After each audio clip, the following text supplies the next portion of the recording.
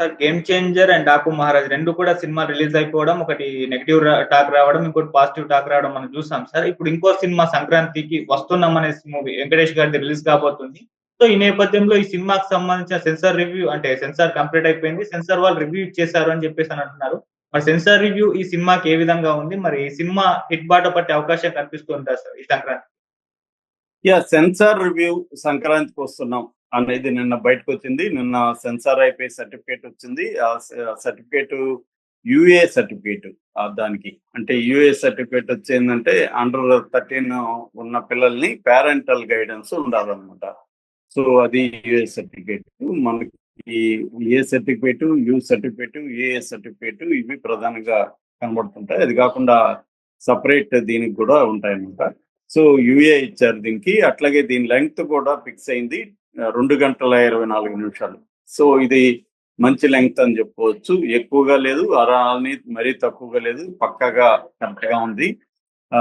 అయితే censor board వాళ్ళు ఈ సినిమా చూసి చెప్పిన మాట ఏంటంటే, అందరూ ఏకగ్రీవంగా చెప్పింది అంటే, చాలా కాలం తర్వాత హాయిగా ఒక ఫ్యామిలీ ఫ్యామిలీ ఎంటర్టైన్మెంట్ చూసి నవ్వుకున్నాం థియేటర్లో. మేము సినిమా చూస్తూ అందరూ కూడా హాయిగా మేము అసలు సెన్సార్ బోర్డు మెంబర్స్ అనేది కూడా మర్చిపోయి నవ్వుకున్నాము. ఒక F2 చూస్తున్నప్పుడు సేమ్ కాంబినేషన్ లో అనిల్ రావిపూడి, వెంకటేష్ కాంబినేషన్ లో వచ్చిన F2 లాగా ఇది కూడా హ్యాపీగా హాయిగా ఉంది సినిమా. క్లీన్ ఎంటర్టైన్మెంట్ ఉంది అనేది సెన్సార్ బోర్డు వాళ్ళు చెప్పారు. అయితే వాళ్ళు ఎక్కడా కూడా కథ కానీ దాన్ని ఏమి రివీల్ చేయలేదు. వాళ్ళు చేయకూడదు కాబట్టి రేపొద్దున వాళ్ళకి ప్రాబ్లం అవుతుంది. కానీ ఓవరాల్ గా వాళ్ళు చెప్పింది ఏంటంటే, ఇది కంప్లీట్ గా ఫ్యామిలీ ఎంటర్టైనర్. హాయిగా ఉంది. ఐశ్వర్య రాజేష్ భార్యగా యాక్ట్ చేసింది వెంకటేష్ కి, ఇటు మీనాక్షి చౌదరి లవర్ గా యాక్ట్ చేసింది. వాళ్ళ ముగ్గురు మధ్య వచ్చే సన్నివేశాలు అయితే అసలు చాలా నేచురల్ గా ఉన్నాయి. వెంకటేష్ చాలా యంగ్ గా కనిపిస్తున్నాడు. తర్వాత చాలా నేచురల్ పెర్ఫార్మెన్స్ ఉంది. వెంకటేష్ ఇట్లాంటి కామెడీ మంచి సీన్లు పడితే వెంకటేష్ దిన్నేస్తాడు మామూలుగానే. సో ఆ రకంగా ఈవెన్ ఐశ్వర్య రాజేష్ కూడా చాలా బాగా చేసింది. మీనాక్షి చౌదరి చెప్పాల్సిన అవసరం లేదు. ఇలాగా అనిల్ రావిపూడి దీన్ని చాలా చక్కగా మలిచాడు. ఓన్లీ సెకండ్ హాఫ్ లో మాత్రం ఒక 10-15 మినిట్స్ అక్కడక్కడ కొద్దిగా లాగ్ అనిపిస్తా ఉంది. అదర్వైజ్ సినిమా ఎక్కడా కూడా బోరు కొట్టలేదు. పాటలు మనకు తెలుసు ఆల్రెడీ. గోదావరి గట్టు ఆ పాట ఎంత పెద్ద హిట్ అయింది. సో మొత్తం అసలు సంక్రాంతి సినిమాల పాటల్లో అదే ఆల్రెడీ 8 కోట్ల వ్యూస్ వచ్చేదానికి. సో అంత పెద్ద హిట్ అయింది. బజ్జు కూడా బాగా వచ్చింది. యాక్చువల్ గా మనకి గేమ్ చేంజర్, డాకు మహారాజ్, సంక్రాంతికి వస్తున్నాం బజ్జు క్రియేట్ అయింది. యాక్చువల్ గేమ్ చేంజర్ కి సంక్రాంతికి వస్తున్నాంకి దిల్ రాజు ప్రొడ్యూసర్.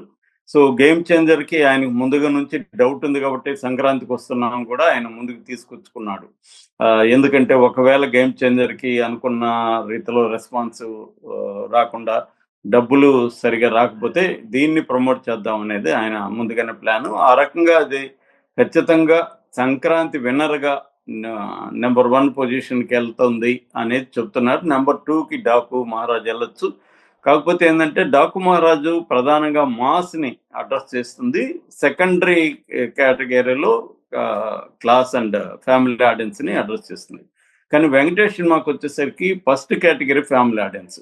అంటే హ్యాపీగా ఫ్యామిలీ ఆడియన్స్ అంతా, ఎక్కడ వైలెన్స్ ఎక్కువ లేకుండా, తర్వాత రక్తపాతం లేకుండా ఫ్యామిలీ ఆడియన్స్ అంతా సరదాగా. రెండోది ఏంటంటే చాలా కాలం తర్వాత మనకి జనరల్ గా ఏంటంటే హీరోకి ఇద్దరు హీరోయిన్లు ఉండి వాళ్ళిద్దరి మధ్య హీరో ఎట్లాంటి ఇబ్బందులు పడుతున్నాడు, ఇటువంటి సరదా సన్నివేశాలు మనకి ఉన్న సినిమాలు చాలా పెద్ద హిట్ అయినాయి. ఎందుకంటే ఫ్యామిలీ ఆడియన్స్ సరదాగా చూస్తుంటారు. సో అటువంటి ఇది. రెండోది పాటలు హిట్ కావడం కూడా దీనికి పెద్ద ప్లస్ అయింది. ఆల్రెడీ నేను ఇందాక చెప్పినట్టుగా అది 8 కోట్ల పైన వ్యూస్ వచ్చాయి గోదావరి గట్టు. సో దాని మీద ఊరున రీల్స్ చేస్తున్నారు అమ్మాయిలు కానీ, హస్బెండ్ అండ్ వైఫ్. ఈ మధ్య కాలంలో హస్బెండ్ అండ్ వైఫ్ వీడియోస్ ఇంత ఎక్కువ ఏ సినిమాకి రాలేదు. సో అలాగా అది ఒక ప్లస్ అయింది. ఎప్పుడైనా కూడా సినిమాలకి పాటలు కానీ ముందుగా హిట్ అయితే మాత్రం అది కంపల్సరీగా సినిమా చూడాలని ఫీలింగ్ అయితే వస్తుంది. అలాగా ఫ్యామిలీ ఆడియన్స్ ఫస్ట్ ప్రిఫరెన్స్ ఈ సినిమా అని చెప్తున్నారు. దాని తర్వాతే గేమ్ చేంజర్ కానీ డాకు మహారాజ్ కానీ ఆ రకంగా వెంకటేష్ సినిమా F2 ఎలాగైతే హిట్ అయిందో అలాగా హిట్ అవుతుంది. రెండోది ఏంటంటే అనిల్ రావిపూడి కనీసం వాళ్ళు మొత్తం షూట్ చేసిన దీంట్లో కనీసం 13 నుంచి 15 మినిట్స్ కూడా కట్ చేయలేదంట. అంటే ఏంటి అర్థం? అంత పకడ్బందీగా స్క్రిప్ట్లోనే ఎడిటింగ్ చేసుకొని ఎక్కడ వేస్టేజ్ లేకుండా ప్రతి సీను ఇంపార్టెంట్ ఉంటేనే దాన్ని పెట్టారు, లేకపోతే లేదు. అందుకని ఏంటంటే జనరల్గా ఇప్పుడు ఏం జరుగుతుందంటే విపరీతంగా షూట్ చేసేస్తున్నారు ఈ మధ్య. షూట్ చేసేసి ఎడిటింగ్లో కట్ చేసుకుందాంలే అని ఆల్టర్నేటివ్ తీసేస్తున్నారు. కానీ అనిల్ రావిపూడి అట్లా కాకుండా తక్కువగా చేశాడు. అందువల్ల బడ్జెట్ కూడా కంట్రోల్ అయింది. సో గేమ్ చేంజర్లో ఏదన్నా దిల్ రాజుకి డబ్బులు పోయినా దీంట్లో ఆయనకి రికవరీ అయ్యే అవకాశాలు అయితే పుష్కలంగా కనిపిస్తున్నాయి. సో పైగా దానికి ఏంటంటే ఈ టికెట్లు కూడా ఎక్కువ రేట్లు పెట్టలేదు.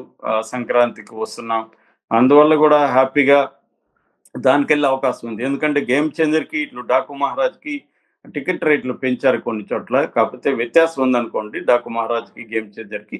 దానివల్ల కూడా జనం ఏంటంటే ఒక విముఖత ఏర్పడింది, ఏంది మీరు ప్రతి సినిమాలకి ఇట్లా పెంచుకుంటూ పోతే అని. సో అందువల్ల ఒకటి, రెండోది గవర్నమెంట్ కూడా హైకోర్టు ఆదేశాలని అనుసరించి మార్నింగ్ షోలు క్యాన్సిల్ చేసింది, అర్లీ మార్నింగ్ షోలు. అందువల్ల మిగతా సినిమాలకి దెబ్బ పడింది, ముఖ్యంగా డాకు మహారాజ్కి గేమ్ చేంజర్కి దెబ్బ కొంతవరకు పడింది.